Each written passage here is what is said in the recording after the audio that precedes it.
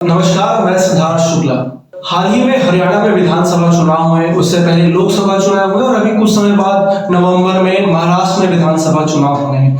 इन सभी चुनावों में आपने एक शब्द बार बार सुना होगा, जातिगत समीकरण। अब ये होता क्या है जातिगत समीकरण? जैसे कि आप सभी को पता है कि हर पार्टी अपनी योजनाओं के माध्यम से या फिर रिजर्वेशन के माध्यम से इन अलग अलग जाति के वोटरों को साधने की कोशिश करती है। अब तक ऐसा चलता रहा है, लेकिन इस बार भाजपा और कांग्रेस दोनों ही इन जातियों के आधार पर राजनीति पर उतर आए हैं।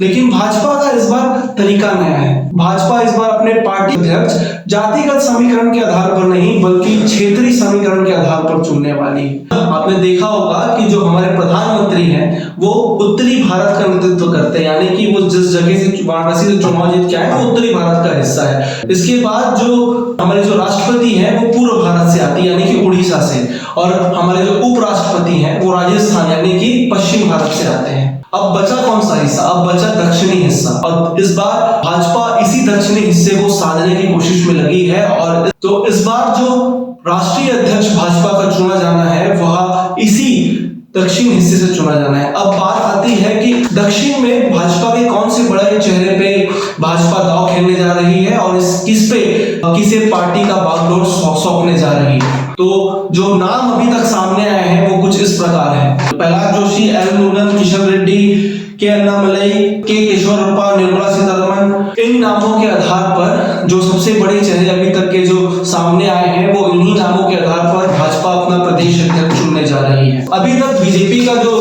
राष्ट्रीय अध्यक्ष चुना जाता है वो निर्विरोध चुना जाता है, क्योंकि अभी तक जो राष्ट्रीय नेतृत्व है जिस व्यक्ति पर दांव खेलती है, जिस व्यक्ति का नाम फाइनल करती है, वही नामांकन फॉर्म भरता है और वही राष्ट्रीय अध्यक्ष चुना जाता है। लेकिन इसको लेकर भी एक विवाद है, माफ कीजिएगा, इसे लेकर भी एक अपवाद है। वो अपवाद है 2013 का। 2013 में नितिन गडकरी और यशवंत सिन्हा ये दोनों ने नामांकन फॉर्म एक साथ भर दिया था। इसके बाद नितिन गडकरी ने कुछ कारणोंवश वह नामांकन फॉर्म वापस ले लिया और उसके कुछ दिनों बाद यशवंत सिन्हा ने भी इस फॉर्म को वापस ले लिया।